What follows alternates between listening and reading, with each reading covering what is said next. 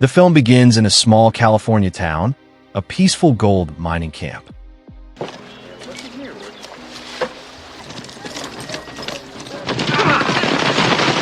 But the peace is shattered when horsemen storm the camp, attacking the miners indiscriminately and destroying homes.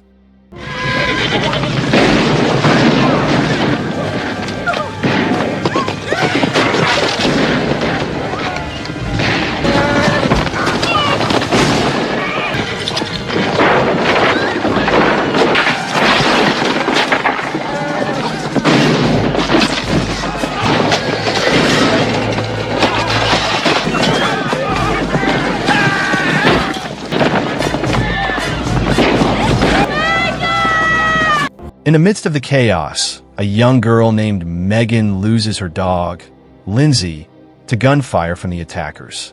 After the horsemen leave, the survivors survey the destruction they left behind.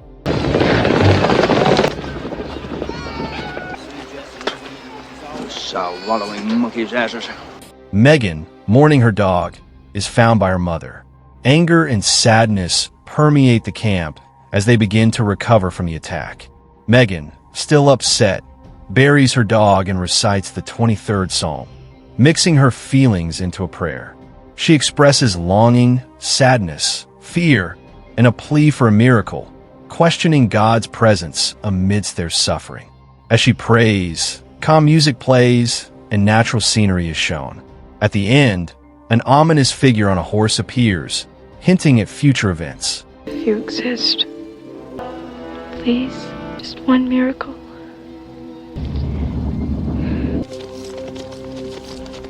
Meanwhile, Mr. Barrett leaves the camp for town, ignoring warnings about the danger based on his past experiences, showing his determination or perhaps desperation.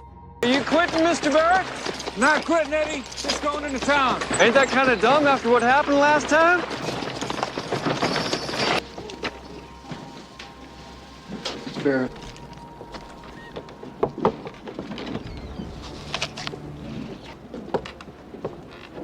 Hull Barrett arrives in La Hood, catching the town's attention. He visits the Blankenship mining supply store for supplies, despite the recent trouble his camp faced.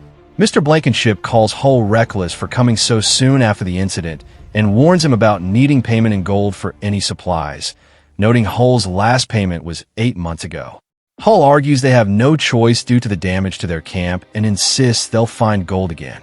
Mr. Blankenship reluctantly allows Hull to take supplies on the promise of future payment, making it clear his support isn't out of loyalty, but because he's one of the few not controlled by La Hood.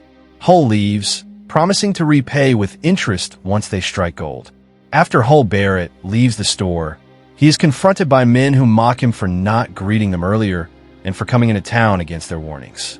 They insult him and threaten to beat him, mentioning past violence. Told you to stay out of town a while back, too. I didn't come here to fight. Kick him again, maybe he'll come back. Come on down over there.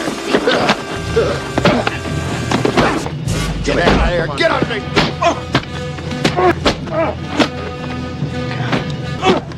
You like that, Panter? As they start to steal his supplies and physically attack him, the mysterious man on the white horse intervenes. Canvas, burlap, and wood.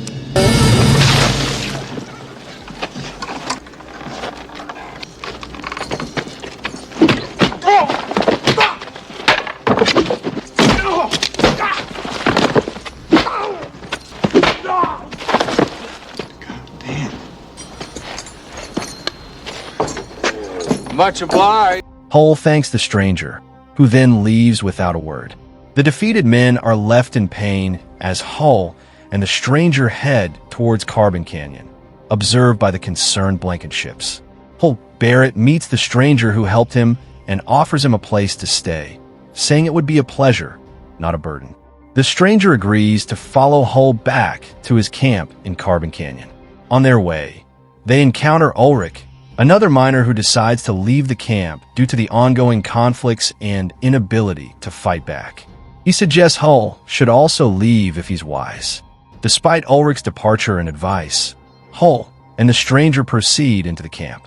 In their cabin, while Megan's mother cooks, Megan reads aloud from Revelation in the Bible, describing ominous signs and figures, including a rider on a black horse bringing famine and a pale horse whose rider is death, signifying apocalypse. As she reads, her mother and she notice Hull and the mysterious stranger arriving. The pale horse. And his name that sat on. And hell followed with him. The scene shifts to the stranger cleaning up, revealing scars on his back that suggest a violent past. Hull informs him that dinner will soon be ready, hinting at a sense of normalcy amidst the foreboding atmosphere created by Megan's reading. Hull tells about the stranger fighting McGill and his men, leading Sarah, Megan's mother, to criticize the stranger as being no different from the violent men working for La Hood. Hull argues that the stranger's courage is exactly what they need against La Hood's men. Sounds no different than McGill or Tyson or any of La Hood's brothers. Now tell her this is nonsense, this business about fight. At least he wasn't afraid of him. Then get rid of him. I will. I promise I'll get Today. Good evening. As they argue, the stranger walks in, revealing a preacher's collar, which changes the tone of the conversation. The family becomes polite, with Sarah thanking him for aiding Hull, and Megan showing a smile, intrigued by the preacher. Here, come right down here. Thank you for helping on Hull's behalf this morning. In a large mining camp, workers use high-pressure hoses to erode hillsides, funneling the debris into sluices for gold extraction. The injured thugs arrive late, explaining to their boss, Josh, that they were at the doctor's after an encounter with Hull Barrett. They clarify that it wasn't Barrett, but a stranger who bested them. Surprised, Josh sends him off to work and then summons Club, a towering figure over 7 feet tall, suggesting he's considering a more formidable approach. What are you talking about? There was a stranger trying to give him a hand. He left with Barrett. He didn't stick around to chat. Big guy. McGill, take the sluice. Hull explains to the preacher about their ongoing conflict with Coy La Hood, a wealthy miner who has been exploiting the region since the mid-1850s with hydraulic mining, except for Carbon Canyon, which he also covets. Despite their legal claims being filed, La Hood's influence makes legal recourse seem hopeless. Megan, still bitter over personal losses attributed to La Hood's men, vows to stay regardless of what others do. But Carbon Canyon's the only place his crew hasn't ruined yet. The only way La Hood can take this land legally is if we leave it. Meg's grandpa's heart gave out, and I've been sort of taking care of Sarah and Megan ever since. Hull admits the ineffectiveness of law enforcement against La Hood, given his control and their lack of solid proof of his crimes.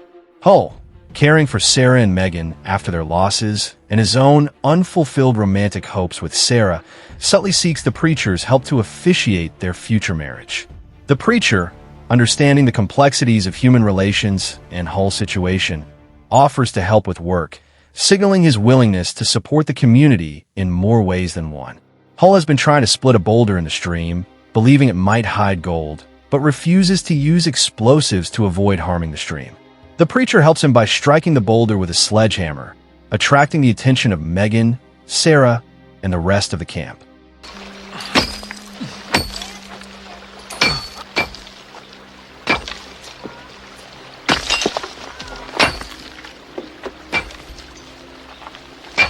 As they work, Josh and Club from La Hood's camp arrive.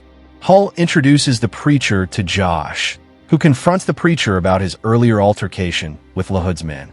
The preacher insists his presence is necessary due to the sinners in the area. Club, attempting to intimidate, effortlessly splits the boulder with one powerful strike. However, when Club tries to attack the preacher, he is quickly subdued and helped back onto his horse by the preacher. You wouldn't want me to leave before I finish my work, would you?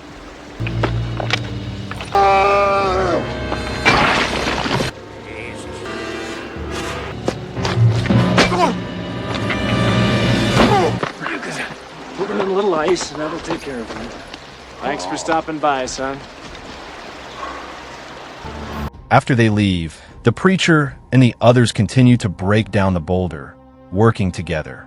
A train from Sacramento arrives with Coy La Hood, who meets with his son Josh and McGill. They update him on their operations and Coy inquires about Carbon Canyon. Learning of a preacher uniting the miners, Coy is frustrated, recognizing the potential for the preacher to inspire faith and resistance among the miners. He initially wants the preacher brought to him, but then decides against it to avoid creating a martyr. Coy also mentions the challenges from Sacramento, including political opposition to hydraulic mining, stressing the urgency of taking control of Carbon Canyon and dealing with the preacher personally. Megan is curious if her grandparents approved of her mother's marriage, learning they were surprised and unhappy not because of her mother's age, but because of who she married. Megan wonders if her mother would be happy marrying Hull, to which Sarah responds ambiguously, appreciating Hull's kindness. Megan also ponders whether preachers can marry, and Sarah, affirming this, compliments Megan's beauty. While working in the stream, Hull discovers a large gold nugget, sparking excitement among everyone except Spider, who is displeased. Hull's find, under the boulder, validates his efforts and calls for a celebration. Despite Sarah's reservations, the group decides to visit town, hoping it will also help settle Hull's debts.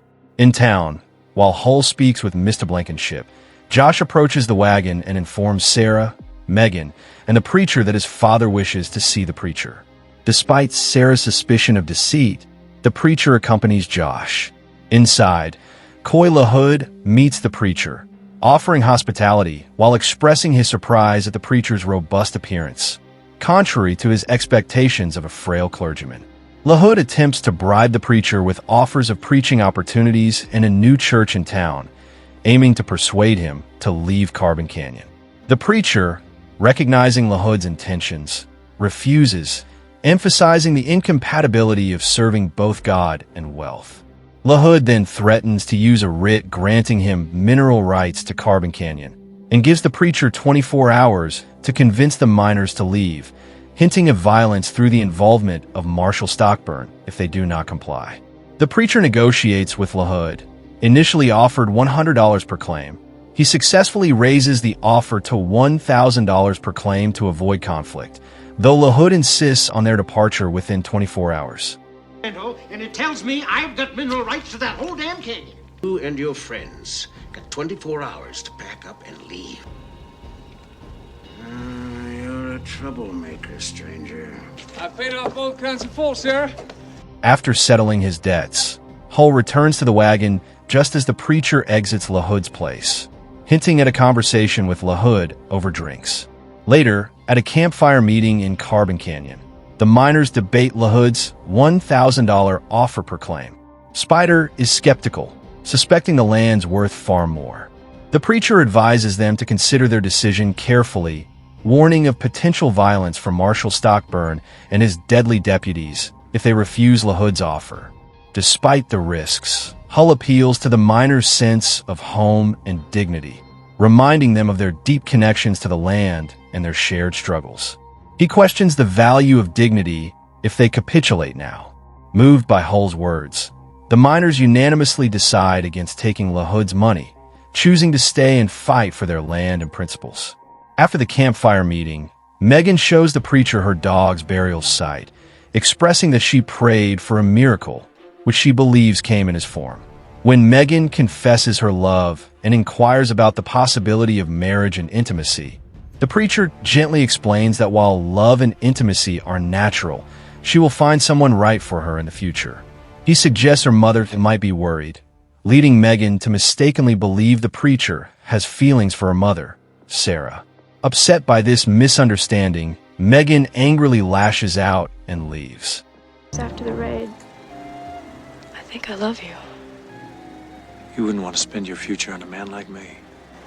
If I was your mama, I'd be worried about where you are. Someday a young man's gonna come along. The right man. It's my mama you love, isn't it? Isn't fair. Megan. The way you look at her, and the way she looks at you. I hope you die and I hope you go to hell. The preacher visits La Hood's mining camp to observe their operations before informing Josh that the miners have rejected La Hood's offer, and then he leaves. Shortly after, at the train station, the preacher is seen by the telegraph officer before disappearing after McGill sends a telegram to call on the marshal. The message reaches Yuba City, prompting immediate action towards the marshal's office. Back at the miners' camp, Hull discovers the preacher has left, taking his belongings with him. While Hull believes they can still manage without the preacher, Sarah criticizes the decision to refuse La Hood's offer, fearing they relied too much on the preacher's support. They were counting on him to beat La Hood himself. Their conversation is interrupted by an explosion. Investigating, they find that La Hood has dammed the creek, significantly reducing their water supply. Sarah points out that accepting La Hood's offer would have prevented this outcome, highlighting the tension and uncertainty within the camp following the preacher's departure and La Hood's aggressive move. The preacher goes to Wells Fargo and Co's Express to collect his gun from a safety deposit box, leaving his preacher's collar behind, revealing a past marked by violence.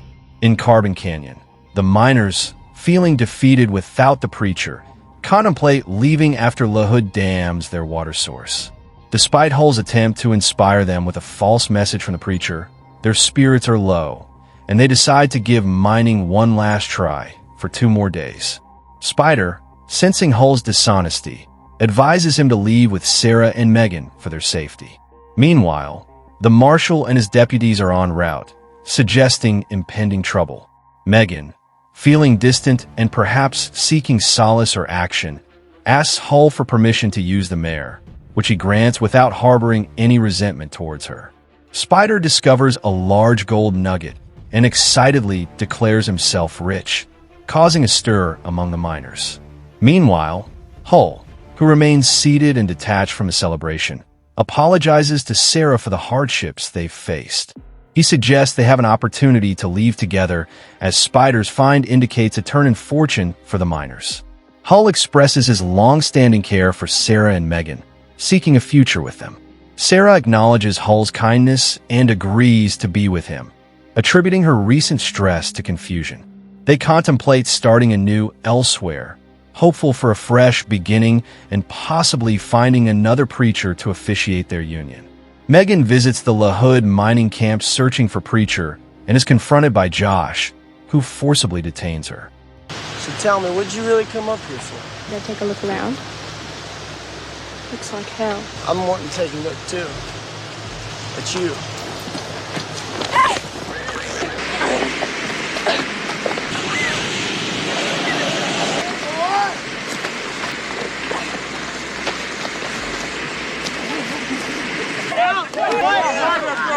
Come on, Chuck!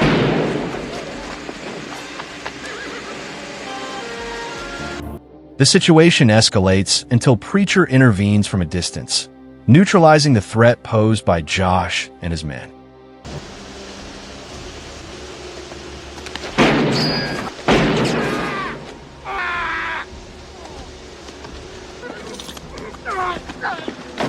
He then rescues Megan, and together they leave the camp safely.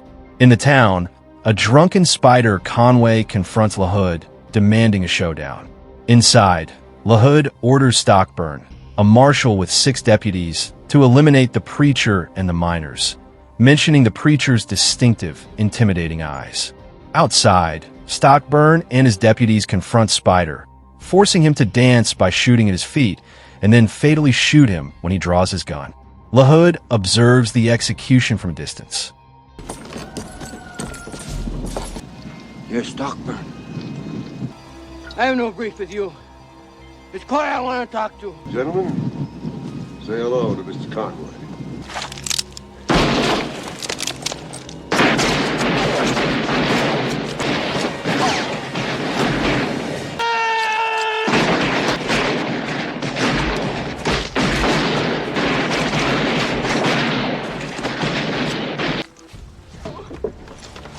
Stockburn instructs Spider's sons to convey a message to the preacher, challenging him to a meeting. Meanwhile, the preacher returns to Carbon Canyon with Megan, to the surprise of the miners, including Ev Gossage, who have been updating the preacher on the situation, including Megan's previous disappearance. Preacher reassures Sarah and Megan, who has just been rescued from a dangerous situation at La Hood's camp. He then learns from the community that Spider Conway was killed by Marshal Stockburn and his deputies, who have challenged Preacher to a confrontation. In private, Sarah and Preacher discuss Megan's rescue and the upcoming duel with Stockburn. Sarah pleads with Preacher not to face Stockburn, reflecting on her past losses and deciding her future lies with Hull, a stable presence. They share a moment of closeness before Preacher turns to face his past, leaving his true identity ambiguous. Preacher and Hull sabotage the La Hood mining operation before Preacher heads into town alone, leaving Hull to look after Sarah and Megan. The vote you took the other night showed courage. Only by standing together you're going to be able to beat the La Hoods of the world. Spider made a mistake. He went into town alone. That first day when Hull told me, I knew you were a gunfighter. I'm gonna marry Hull.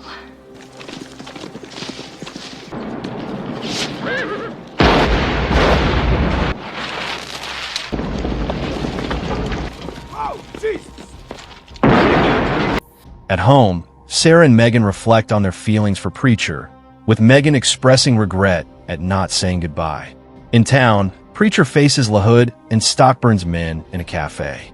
After the men recklessly shoot up the place, thinking they've eliminated Preacher, he emerges unscathed and confronts them directly.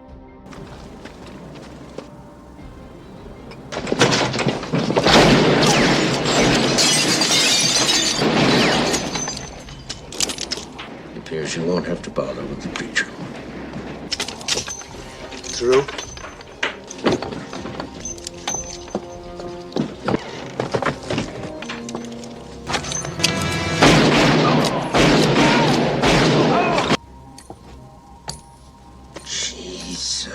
Preacher successfully outguns the remaining assailants in a decisive showdown. Preacher methodically eliminates Stockburn's deputies in a tense showdown.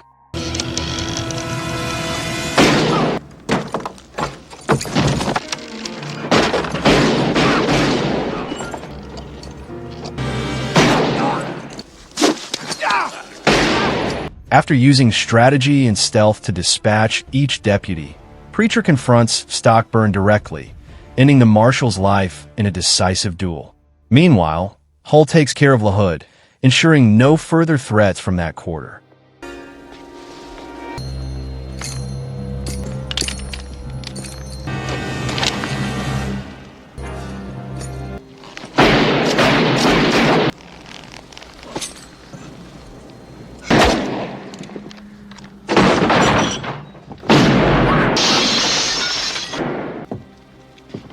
As the dust settles, Preacher leaves town, and Megan attempts to follow him, but is advised against overexerting the horses.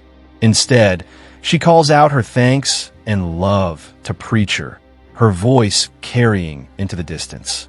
Preacher's path leads him into the snowy mountains, leaving his mark on the lives he's touched, but continuing his solitary journey.